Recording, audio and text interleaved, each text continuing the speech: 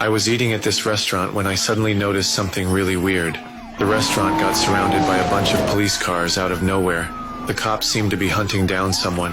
I quickly scanned the situation around me. There was just an elderly couple and 2 kids playing in the restaurant. I immediately realized these cops were here for me.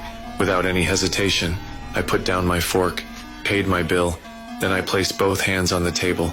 Right at that moment, 2 fully armed officers burst through the door. Police! Don't move! Don't move! Don't move! Don't move! You're gonna slide out from behind that booth, nice and slow.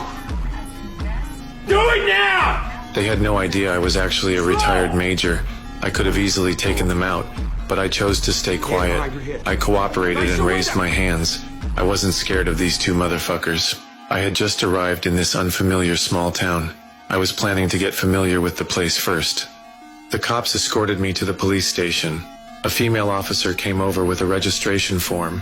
She wanted to ask for my personal information, but I didn't say anything. I carefully observed every detail in the police station. My behavior pissed off the fat chief. The chief was about to throw me in a holding cell. At the crucial moment, a black detective stopped the chief. This detective seemed more polite. He took me into a conference room alone. He explained why they arrested me. Last night, a brutal murder happened in town. The victim was shot twice in the back of the head with 9mm bullets at close range.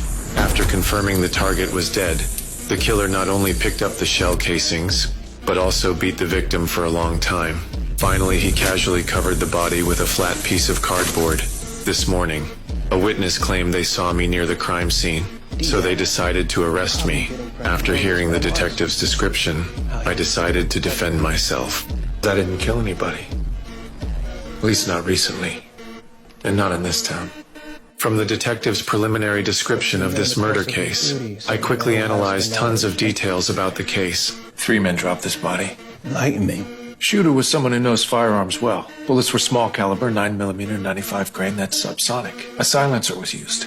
He also knew enough to pick up his brass. This wasn't a first-timer. This was someone who knew how to conduct a quiet, effective kill. Okay, go on. You're also looking for a psycho who'd beat up a body post-mortem. Someone completely unhinged. Totally different profile from your professional shooter. Something wrong? No. You said there were 3. Your psycho isn't suddenly going to be rational enough to know he has to hide the body, and your meticulous shooter isn't going to do a sloppy job with roadside cardboard. Though the 3rd guy's so worried about getting out of there, he grabs some nearby debris and just lays it across the corpse. You said the victim was big, so most likely his feet were sticking out, and that's how he got spotted. Tall people never have enough room for their feet. Interesting theory. After hearing my analysis, the detective totally agreed with my reasoning, but he still questioned my motive for being at the crime scene this morning. I had to explain to him. I just happened to get off at the nearby bus station. I'm from out of town. The reason I came to this small town was to pay respects to a blind blues singer. The police only found a toothbrush on me, a French war medal, and $200. My belongings were pretty basic. I traveled 900 kilometers to mourn the deceased. He thought I might be lying. Therefore, until they found key evidence, they decided to detain me temporarily. Later, the female officer looked up my personal file. After seeing my real background, they were all shocked. West Point graduate, Silver Star. Defense Superior Service Medal, Legion of Merit, Soldier's Medal, Army Commendation Medal, Bronze Star, a 2nd Silver Star, and a Purple Heart. That wasn't even all of it. I had also served as military police for a while. My record during service was pretty terrifying too. You want to hear his MP numbers? No. Over 150 closed cases, all successful prosecutions, more than 20 fugitives captured. What in God's name is a guy like that doing in Margrave? What's a guy like that doing in jail? Later, the police thought I had a pretty impressive background and amazing reasoning abilities. They wanted me to help them with the autopsy. When I saw the deceased's swollen hands from rubber allergies, my heart suddenly started racing uncontrollably. Then, I didn't wait for the coroner to finish talking. I directly stated information that even the coroner didn't know. Killers must have worn some kind of polyvinyl protective suit to keep blood DNA off themselves. The victim grabbed it in the struggle, causing his fingertips to swell in a histaminic reaction.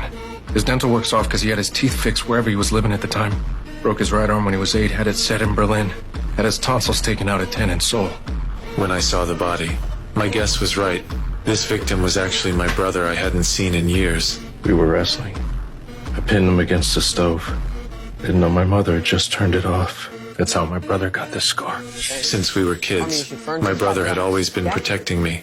Later, we each started working and lost touch. But in my heart, my brother was incredibly smart and excellent. He was always the brother I admired most. When I think back to that familiar yet cold body in the morgue, right now, I can no longer suppress the rage in my heart. You okay, Richard? I guess I'll find everybody responsible. And every last one of them.